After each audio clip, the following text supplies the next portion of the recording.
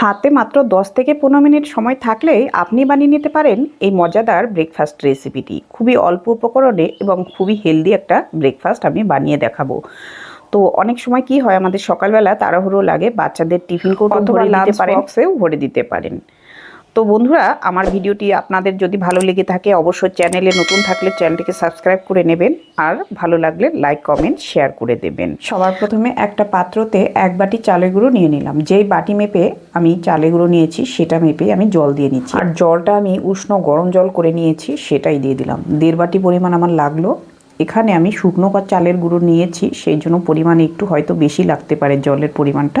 তোমরা কি করবে, একটু একটু করে দিয়ে এরকম বেটারটা পাতলা করে রাখবে। এবার ঢাকা দিয়ে রেখে দেবো। ঢাকা দেওয়ার ফলে 10-15 মিনিট পর দেখবেন বেটারটা কিন্তু একটু জমে গেছে, আর জমে গিয়ে একটু কিন্তু ঘন হয়ে যাবে। আর এই ঘনত্বটা কিন্তু আমার এটাই লাগবে। এরকম করে নিয়ে নিলাম। এখন আমি কিছু শীতের উপকরণ সেগুলো একটু মিশিয়ে নেব। সেগুলো হচ্ছে আদা কুচি, লঙ্কা কুচি 1 চামচ পরিমাণ, আর দিয়ে নিচ্ছি ধনেপাতা কুচি 2 চামচের পরিমাণ। এদিকে স্প্রিং অনিয়ন 2 চামচের মতো দিয়ে নিলাম। একটা গ্রেট করা গাজর দিয়ে নিচ্ছি। আর এইসব কিন্তু একটা হেলদি সব কিছু উপকরণ, আর এইগুলোই আমি দিয়ে নিলাম। স্বাদ মতো নুন দিয়ে নিলাম। এবার আমি ব্যাটারটাকে বেশ ভালো করে সবজি সমেত মিশিয়ে নেব। আর দেখবেন এগুলো মেশানোর পর একটু পাতলা হয়ে যাবে, কারণ হলো এই সবজি থেকে জলটা বেরিয়েছে আর সাথে নুনটা দিয়েছি, সেজন্য একটু হালকা করে পাতলা হয়ে যাবে। আর এখানে আমি 1/2 চামচের মতো বেকিং পাউডার দিয়ে নিলাম। এখন আর একটু মিশিয়ে নিয়ে এই থিকনেসটা আমি রাখলাম। এখন এদিকে কিন্তু একটা তাওয়া বসিয়ে দিয়েছি। এখানে আমি সামান্য একটু তেল দিয়ে নিলাম।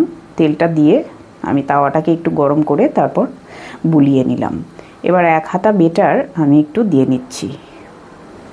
তাওয়াটা হালকা গরম করে নেবে, তারপর হাতার পিঠটা দিয়ে এভাবে করে একটু ঘুরিয়ে নেবে। আলতো হাতে ঘুরিয়ে নিতে হবে। এবার একটু ঢাকা দিয়ে নেব। গ্যাসের ফ্লেমটাকে মিডিয়াম করে একটু 2 মিনিট একটু ঢাকা দিয়ে রেখে দেব। 2 মিনিট পর আমি তুলে নিচ্ছি। আমি এখানে একটু 1/2 চামচ ঘি দিয়ে উপর দিয়ে বুলিয়ে নেব। তো তোমরা ঘিটা না থাকলে বাটার ব্যবহার করতে পারো, নয়বা সাদা তেল ব্যবহার করতে পারো। চারদিক দিয়ে একটু দিয়ে নিলাম। আর এটা দিলে খেতে ভালো লাগবে, খুব সুন্দর একটা স্মেল আসবে, আর এটা কিন্তু স্বাদটাও বাড়িয়ে দেবে। উল্টে নিলাম। উল্টে নিয়ে একটু ঠেসে তারপর একটু চাপ দিয়ে দিলাম। এবার আর একটু ঢাকা দিয়ে নেব। ঢাকা দেওয়ার ফলে কি হবে, সবজিটা কিন্তু আছে যে সেটা কিন্তু একটু সেদ্ধ হয়ে যাবে আর বেশ সুন্দর হয়ে যাবে। আবারও উল্টে নিচ্ছি। আর খুন্তিটা দিয়ে একটু চেপে দেব, তাহলে যে দিকটা কাঁচা থাকে সেটা কিন্তু হয়ে যাবে। এভাবে করে দিয়ে দিলাম। এখন আমি দেখো হয়ে গেছে, তুলে নিচ্ছি। আমি আরেকটা ভেজে দেখিয়ে দিচ্ছি। একইভাবে আরেকটা দিয়ে নিলাম। আমি প্রথমবার তেলটা দিয়ে বুলিয়ে নিয়েছি তাওয়াটাকে, আর কিন্তু তেলটা দিতে হবে না, যেহেতু আমার এটা ননস্টিক তাওয়া। তোমরা যদি লোহার তাওয়াতে ভাজো তাহলে কিন্তু তেলটা বারবার ব্রাশ করে নিতে হবে। আবারও একই রকমভাবে ঢেকে দিলাম। তারপর একটু ঘি দিয়ে নিচ্ছি। ঘিটা দিয়ে চারদিক দিয়ে বুলিয়ে নিলাম, উপর দিয়ে একটু দিয়ে তারপর আবারও উল্টে নেব। তো বন্ধুরা, আমাদের কিন্তু সময়টা বেশি থাকে না, তো কম সময়ের মধ্যে কিন্তু এই রেসিপিটা দারুণ, আর খেতেও দারুণ লাগে। তো তোমরা এইভাবে কিন্তু একবার ভেজে দেখবে, বেশ ভালো লাগবে।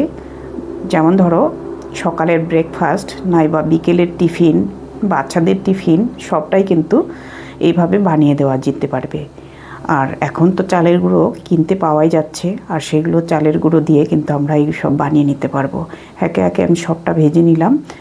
আর খুব সফটও হয়ে থাকে এই জিনিসটা, মানে সবজিটা দেওয়ার ফলে আর স্বাদটাও বেড়ে যায় আর বেশ ভালো লাগে। তো আমি কিন্তু একটা ধনেপাতার সস বানিয়ে নিয়েছি, তার সাথে কিন্তু টমেটো সস দিয়ে আমি পরিবেশন করে নেব। তোমাদের কেমন লাগলো এই ভিডিওটি?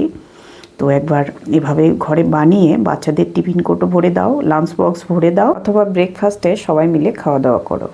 তো ভিডিও ভালো লাগলে কমেন্ট করে জানাবেন। চ্যানেলে নতুন থাকলে চ্যানেলটাকে সাবস্ক্রাইব করে পাশে থাকবেন। ভিডিওটি দেখে নেওয়ার জন্য অনেক অনেক ধন্যবাদ।